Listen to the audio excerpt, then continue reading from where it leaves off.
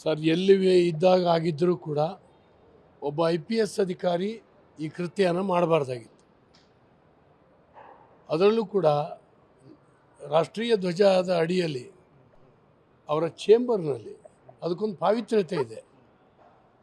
ಅಲ್ಲಿ ಈ ಕೃತ್ಯವನ್ನು ಮಾಡಿರ್ತಕ್ಕಂಥದ್ದನ್ನು ನಿನ್ನೆ ದಿನ ಇಡೀ ಮಾಧ್ಯಮಗಳು ಪ್ರಚಾರ ಮಾಡೋದನ್ನು ನೋಡಿದಾಗ ಇಡೀ ರಾಜ್ಯ ತಲೆ ತಗ್ಗಿಸುವ ಹಾಗಾಯ್ತು. ಅದು ಪೊಲೀಸ್ ಇಲಾಖೆ ಒಂದು ಶಿಸ್ತಿನ ಇಲಾಖೆ, ಅದು ಹೆಣ್ಮಕ್ಕಳ ಮಾನ ಪ್ರಾಣ ಕಾಪಾಡಬೇಕಾದಂಥ ಒಂದು ಇಲಾಖೆ.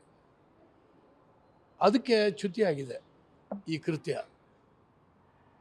ಖಂಡಿತವಾಗಿಯೂ ಒಬ್ಬ ಕಾನ್ಸ್ಟೇಬಲ್ ಕೂಡ ಅದರಲ್ಲಿ ಗೌರವಯುತವಾಗಿ ಕೆಲಸ ಮಾಡ್ತಾಯಿದ್ದೆ. ನಾನು ಹೋಮ್ ಮಿನಿಸ್ಟರ್ ಆದವ, ನಾನು ಬಹಳ ಅಂತರ್ಯದಲ್ಲಿ ನೋಡಿದ್ದೀನಿ. ತನ್ನ ಬದುಕನ್ನೇ ಪಣಕ್ಕೊಡ್ಡಿ ಹೋರಾಟ ಮಾಡಿ ಜನರಿಗೆ ರಕ್ಷಣೆ ಕೊಡುವಂಥದ್ದು, ಕಾನೂನು ಸುವ್ಯವಸ್ಥೆಯನ್ನು ಕಾಪಾಡುವಂಥ ಕೆಲಸವನ್ನು ಪೊಲೀಸ್ ಇಲಾಖೆ ಮಾಡ್ತಾನೇ ಇರ್ತದೆ. ಇಂಥದ್ರಲ್ಲಿ ಈ ಕೆಲವೇ ಅಧಿಕಾರಿಗಳ ಈ ಕೃತ್ಯದಿಂದಾಗಿ ಆ ಇಲಾಖೆ ತಲೆ ತಗ್ಗಿಸುವಾಗ ಆಯ್ತಲ್ಲ ಅನ್ನುವಂಥದ್ದು ಭಾಳ ಖೇದಕರವಾದಂಥ ವಿಚಾರ. ಅದನ್ನು ತಕ್ಷಣ ವಿಚಾರಣೆ ಮಾಡಿ ಕಾನೂನು ಕ್ರಮನ ಅವ್ರ ಮೇಲೆ ಜರುಗಿಸ್ಬೇಕು. ಅಮಾನತ್ತೆಲ್ಲ ಶಿಕ್ಷೆ ಅಲ್ಲ. ಒಬ್ಬ IPS ಅಧಿಕಾರಿ ಅವ್ರನ್ನ ನಾವು ಸಬ್ ಇನ್ಸ್ಪೆಕ್ಟ್ರು ಆಯ್ಕೆಯ ಒಂದು ಇದರಲ್ಲಿ ಒಬ್ಬ IPS ಅಧಿಕಾರಿ ಕಸ್ಟಡಿಗೆ ತೊಗೊಂಡು ಜೈಲಿಗೆ ಹೋಗಿದ್ರು. ಇಂಥ ಒಂದು ಕಠಿಣವಾದಂಥ ಕ್ರಮಗಳನ್ನು ಕೆಲವು ಟೈಮ್ ತೊಗೊಳ್ಬೇಕಾಗ್ತದೆ. ಇರುವಂಥ ಅಧಿಕಾರಿಗಳಿಗೆ ಒಂದು ಮೆಸೇಜ್ ಹೋಗಬೇಕಾಗತ್ತೆ. ಇನ್ನು ಮುಂದೆ ಇಂಥದ್ದನ್ನು ಆಗದಿದ್ದ ಹಾಗೆ ಭಾಳ ದೊಡ್ಡ ಮೆಸೇಜನ್ನು ಅವರಿಗೆ ಕೊಡಬೇಕಾಗ್ತದೆ. ಈ ನಿಟ್ಟಿನಲ್ಲಿ ಸರಿಯಾದಂಥ ಶಿಕ್ಷೆ ಕಾನೂನು ಕ್ರಮ ಆಗಬೇಕು ಅಂತೇಳಿ ನಾನು ಒತ್ತಾಯಿಸ್ತೇನೆ. ಖಂಡಿತ ಅದು ಅಲ್ಲ, ಕಾನೂನು ಪ್ರಕಾರ ಅವಕಾಶ ಇದ್ದರೆ ಅದನ್ನು ತಗೊಂಡು ಬಂಧಿಸಿ ವಿಚಾರಣೆ ಮಾಡುವಂಥದ್ದು ಅಗತ್ಯ ಇದೆ. ಯಾರು ಹೆಣ್ಮಕ್ಳು ಯಾರು ಅದು ಕೂಡ ವಿಚಾರಣೆ ಮಾಡಲಿ. ಚೇಂಬರಿಗೆ ಯಾಕೆ ಬಂದಿದ್ರು, ಏನು ಉದ್ದೇಶಕ್ಕಾಗಿ ಅಧಿಕಾರ ಬಳಸ್ಕೊಂಡು ಅದಕ್ಕೆ ಅಧಿಕಾರ ದುರ್ಬಳಕೆ ಆಗಿದೆ. ಒಬ್ಬ ಪೊಲೀಸಿನ ಇಷ್ಟೊಂದು ದೊಡ್ಡ ಗಣ್ಯ ಅಧಿಕಾರಿಯಾಗಿ ಮಾಡಿರ್ತಕ್ಕಂಥದ್ದು ತಪ್ಪು. ಮತ್ತು ಇನ್ನು ಮುಂದೆ ಯಾರು ಕೂಡ ಇದಕ್ಕೆ ಯೋಚನೆ ಮಾಡದಿದ್ದಾಗೆ ಕ್ರಮ ತೊಗೊಂಡ್ರೆ ಮುಂದೆ ಎಲ್ಲವೂ ಕೂಡ ಸರಿ ಹೋಗುತ್ತೆ. ಸರ್, ಇನ್ನು RB ತಿಮ್ಮಾಪುರ ಅವರ ವಿರುದ್ಧ ಕೂಡ ಬಂದಿರುವಂಥ ಆರೋಪ ಅಬಕಾರಿ ಇಲಾಖೆಯಲ್ಲಿ ಸಾವಿರಾರು ಕೋಟಿ ಭ್ರಷ್ಟಾಚಾರ ನಡೆದಿದೆ, ಲಂಚ ಸ್ವೀಕಾರ ನಡೆದಿದೆ ಅನ್ನುವಂಥದ್ದು ಮತ್ತೆ ಲೋಕಾಯುಕ್ತದಲ್ಲೂ ದೂರು ದಾಖಲಾಗಿದೆ. ನೋಡಿ, ಈ ಸರ್ಕಾರವೇ ಭ್ರಷ್ಟ ಸರ್ಕಾರ. ಅಂಗಡಿ ಓಪನ್ ಮಾಡ್ಕೊಂಡು ಕೂತ್ಕೊಂಡಿದ್ದಾರೆ, ನಗೆ ನಾಚಿಕೆ ಇಲ್ಲ. ಆ ರೀತಿಯಲ್ಲಿ ಹಣ ಕಲೆಕ್ಷನ್ ನಡೀತಾ ಇದೆ.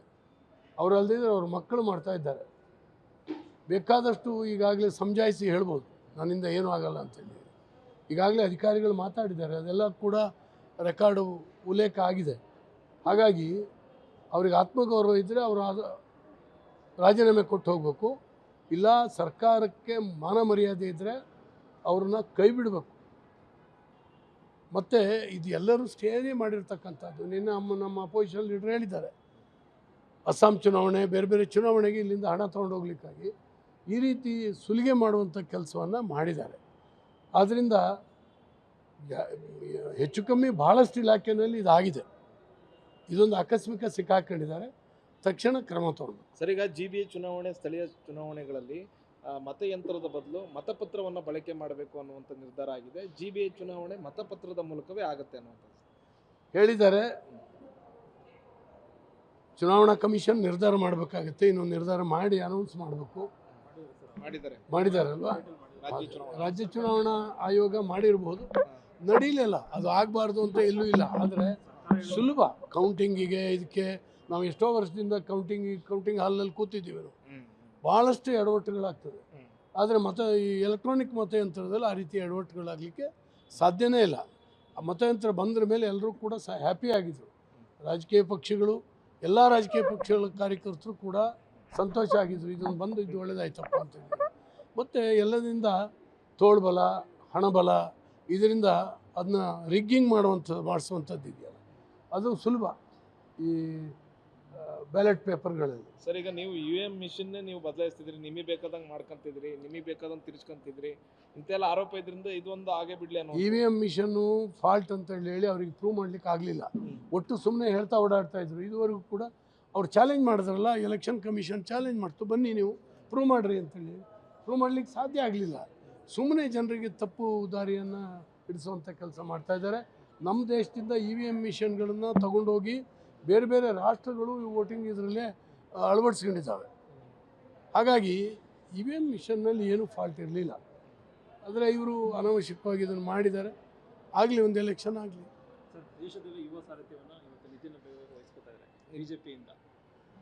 ತುಂಬ ಸಂತೋಷ ಆಗುತ್ತೆ ಸರ್. ಒಂದು ಯಂಗ್ ಬ್ಲಡ್ ಆರ್ಗನೈಸೇಷನ್ ವಿಂಗ್ನಲ್ಲಿ ಕೆಲಸ ಮಾಡುವಂಥದ್ದು ತುಂಬ ಒಳ್ಳೆಯದು. ನಮ್ಮ ಸಂಘಟನೆಯ ಶಕ್ತಿಯಾಗಿರ್ತಕ್ಕಂಥ ನಮ್ಮಂಥ ಪಕ್ಷಕ್ಕೆ ಇದು ತುಂಬ ಒಳ್ಳೆಯದು. ಅನೇಕ ಕಡೆ ಲೋಯರ್ ಲೆವೆಲಲ್ಲಿ ಮಾಡ್ತಾಯಿದ್ರು. ಇವತ್ತು ಆಲ್ ಇಂಡಿಯಾ ಪ್ರೆಸಿಡೆಂಟ್ ಕೂಡ ಸುಮಾರು 45 ವರ್ಷದ ಯುವಕ ಅದನ್ನು ನಿರ್ವಹಿಸಿದ್ದಾರೆ.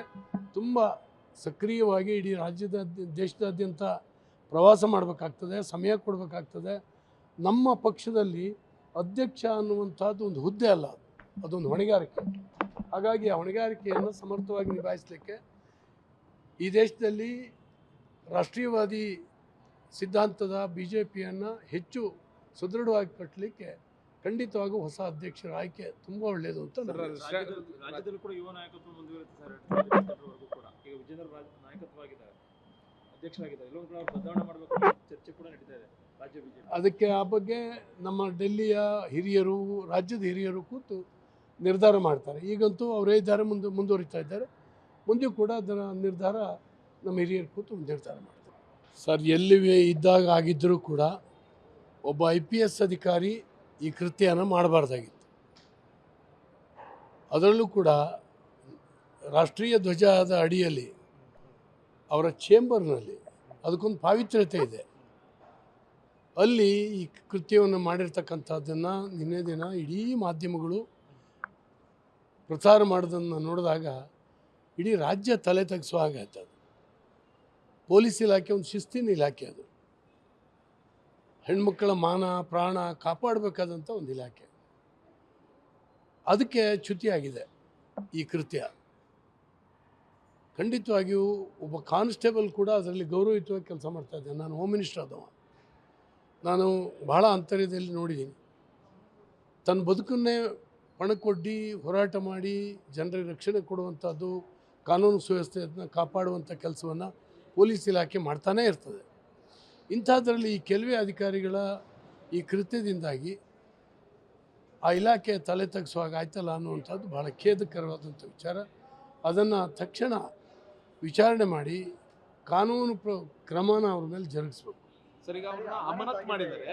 ಹೆಚ್ಚಿನ ಅಮಾನತ್ತೆಲ್ಲ ಶಿಕ್ಷೆ ಅಲ್ಲ.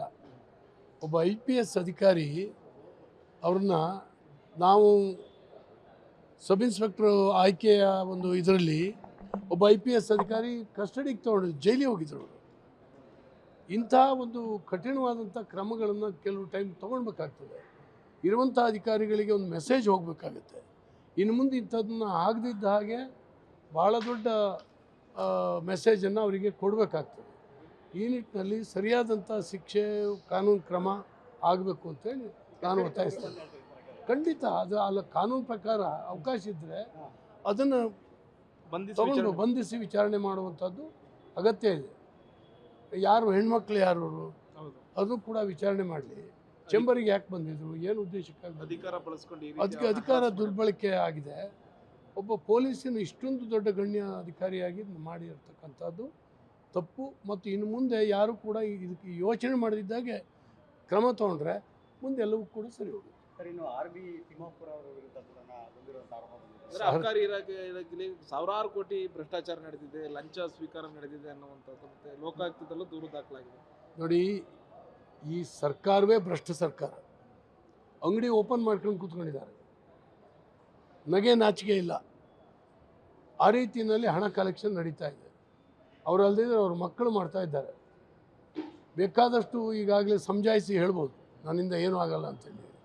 ಈಗಾಗಲೇ ಅಧಿಕಾರಿಗಳು ಮಾತಾಡಿದ್ದಾರೆ, ಅದೆಲ್ಲ ಕೂಡ ರೆಕಾರ್ಡು ಉಲ್ಲೇಖ ಆಗಿದೆ. ಹಾಗಾಗಿ ಅವ್ರಿಗೆ ಆತ್ಮಗೌರವ ಇದ್ದರೆ ಅವರು ರಾಜೀನಾಮೆ ಕೊಟ್ಟು ಹೋಗಬೇಕು. ಇಲ್ಲ, ಸರ್ಕಾರಕ್ಕೆ ಮಾನ ಮರ್ಯಾದೆ ಇದ್ದರೆ ಅವ್ರನ್ನ ಕೈ ಬಿಡಬೇಕು. ಮತ್ತು ಇದು ಎಲ್ಲರೂ ಸೇರಿ ಮಾಡಿರ್ತಕ್ಕಂಥದ್ದು. ನಿನ್ನೆ ನಮ್ಮ ಅಪೋಸಿಷನ್ ಲೀಡರ್ ಹೇಳಿದ್ದಾರೆ, ಅಸ್ಸಾಂ ಚುನಾವಣೆ, ಬೇರೆ ಬೇರೆ ಚುನಾವಣೆಗೆ ಇಲ್ಲಿಂದ ಹಣ ತೊಗೊಂಡು ಹೋಗ್ಲಿಕ್ಕಾಗಿ ಈ ರೀತಿ ಸುಲಿಗೆ ಮಾಡುವಂಥ ಕೆಲಸವನ್ನು ಮಾಡಿದ್ದಾರೆ. ಆದ್ದರಿಂದ ಹೆಚ್ಚು ಕಮ್ಮಿ ಭಾಳಷ್ಟು ಇಲಾಖೆಯಲ್ಲಿ ಇದಾಗಿದೆ.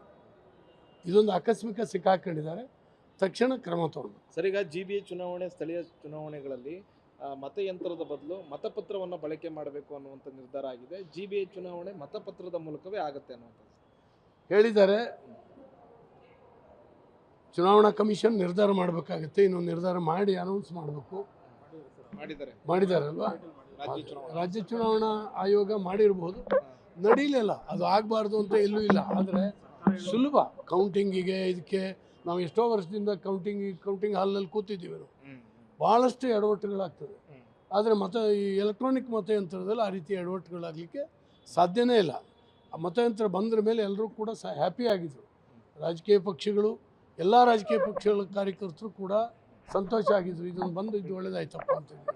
ಮತ್ತು ಎಲ್ಲದಿಂದ ತೋಳ್ಬಲ, ಹಣಬಲ, ಇದರಿಂದ ಅದನ್ನ ರಿಗ್ಗಿಂಗ್ ಮಾಡಿಸುವಂಥದ್ದು ಇದೆಯಲ್ಲ, ಅದು ಸುಲಭ ಈ ಬ್ಯಾಲೆಟ್ ಪೇಪರ್ಗಳಲ್ಲಿ. ಸರ್, ಈಗ ನೀವು UVM ಮಿಷನ್ನೇ ನೀವು ಬದಲಾಯಿಸ್ತಿದ್ರಿ, ನಿಮಗೆ ಬೇಕಾದಂಗೆ ಮಾಡ್ಕೊಂತಿದ್ರಿ, ನಿಮಗೆ ಬೇಕಾದಂಗೆ ತಿರ್ಸ್ಕೊಂತಿದ್ರಿ, ಇಂತೆಲ್ಲ ಆರೋಪ ಇದರಿಂದ ಇದೊಂದು ಆಗೇ ಬಿಡಲಿ ಅನ್ನೋ. EVM ಮಿಷನ್ನು ಫಾಲ್ಟ್ ಅಂತ ಹೇಳಿ ಅವ್ರಿಗೆ ಪ್ರೂವ್ ಮಾಡ್ಲಿಕ್ಕೆ ಆಗಲಿಲ್ಲ. ಒಟ್ಟು ಸುಮ್ಮನೆ ಹೇಳ್ತಾ ಓಡಾಡ್ತಾ ಇದ್ರು. ಇದುವರೆಗೂ ಕೂಡ ಅವ್ರು ಚಾಲೆಂಜ್ ಮಾಡಿದ್ರಲ್ಲ, ಎಲೆಕ್ಷನ್ ಕಮಿಷನ್ ಚಾಲೆಂಜ್ ಮಾಡ್ತು, ಬನ್ನಿ ನೀವು ಪ್ರೂವ್ ಮಾಡಿರಿ ಅಂತೇಳಿ. ಪ್ರೂವ್ ಮಾಡಲಿಕ್ಕೆ ಸಾಧ್ಯ ಆಗಲಿಲ್ಲ. ಸುಮ್ಮನೆ ಜನರಿಗೆ ತಪ್ಪು ದಾರಿಯನ್ನು ಹಿಡಿಸುವಂಥ ಕೆಲಸ ಮಾಡ್ತಾ ಇದ್ದಾರೆ. ನಮ್ಮ ದೇಶದಿಂದ EVM ಮಿಷನ್ಗಳನ್ನು ತಗೊಂಡೋಗಿ ಬೇರೆ ಬೇರೆ ರಾಷ್ಟ್ರಗಳು ವೋಟಿಂಗ್ ಇದರಲ್ಲೇ ಅಳವಡಿಸ್ಕೊಂಡಿದ್ದಾವೆ. ಹಾಗಾಗಿ EVM ಮಿಷನ್ನಲ್ಲಿ ಏನೂ ಫಾಲ್ಟ್ ಇರಲಿಲ್ಲ. ಆದರೆ ಇವರು ಅನಾವಶ್ಯಕವಾಗಿ ಇದನ್ನು ಮಾಡಿದ್ದಾರೆ. ಆಗಲಿ, ಒಂದು ಎಲೆಕ್ಷನ್ ಆಗಲಿ. ಸರ್, ದೇಶದಲ್ಲಿ ಯುವ ಸಾರಥ್ಯವನ್ನು ಇವತ್ತು ನಿತಿನ್ ವಹಿಸ್ಕೊತಾ ಇದ್ದಾರೆ BJPಯಿಂದ. ತುಂಬ ಸಂತೋಷ ಆಗುತ್ತೆ ಸರ್. ಒಂದು ಯಂಗ್ ಬ್ಲಡ್ ಆರ್ಗನೈಸೇಷನ್ ವಿಂಗ್ನಲ್ಲಿ ಕೆಲಸ ಮಾಡುವಂಥದ್ದು ತುಂಬ ಒಳ್ಳೆಯದು. ನಮ್ಮ ಸಂಘಟನೆಯ ಶಕ್ತಿಯಾಗಿರ್ತಕ್ಕಂಥ ನಮ್ಮಂಥ ಪಕ್ಷಕ್ಕೆ ಇದು ತುಂಬ ಒಳ್ಳೆಯದು. ಅನೇಕ ಕಡೆ ಲೋಯರ್ ಲೆವೆಲಲ್ಲಿ ಮಾಡ್ತಾಯಿದ್ರು. ಇವತ್ತು ಆಲ್ ಇಂಡಿಯಾ ಪ್ರೆಸಿಡೆಂಟ್ ಕೂಡ ಸುಮಾರು 45 ವರ್ಷದ ಯುವಕ ಅದನ್ನು ನಿರ್ವಹಿಸಿದ್ದಾರೆ. ತುಂಬ ಸಕ್ರಿಯವಾಗಿ ಇಡೀ ದೇಶದಾದ್ಯಂತ ಪ್ರವಾಸ ಮಾಡಬೇಕಾಗ್ತದೆ, ಸಮಯ ಕೊಡಬೇಕಾಗ್ತದೆ.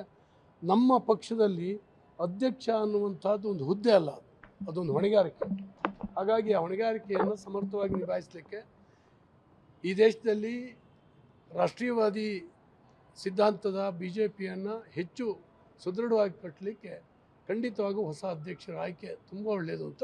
ರಾಜ್ಯದಲ್ಲೂ ಕೂಡ ಯುವ ನಾಯಕತ್ವ ಮುಂದುವರಿಯುತ್ತೆ ಸರ್. 2022 ಕೂಡ ಈಗ ವಿಜೇಂದ್ರ ನಾಯಕತ್ವವಾಗಿದ್ದಾರೆ, ಅಧ್ಯಕ್ಷರಾಗಿದ್ದಾರೆ. ಎಲ್ಲರೂ ಕೂಡ ಬದಲಾವಣೆ ಮಾಡಬೇಕು ಚರ್ಚೆ ಕೂಡ ನಡೀತಾ ಇದೆ ರಾಜ್ಯ BJP. ಅದಕ್ಕೆ ಆ ಬಗ್ಗೆ ನಮ್ಮ ಡೆಲ್ಲಿಯ ಹಿರಿಯರು, ರಾಜ್ಯದ ಹಿರಿಯರು ಕೂತು ನಿರ್ಧಾರ ಮಾಡ್ತಾರೆ. ಈಗಂತೂ ಅವರೇ ಇದ್ದಾರೆ, ಮುಂದುವರಿತಾ ಇದ್ದಾರೆ.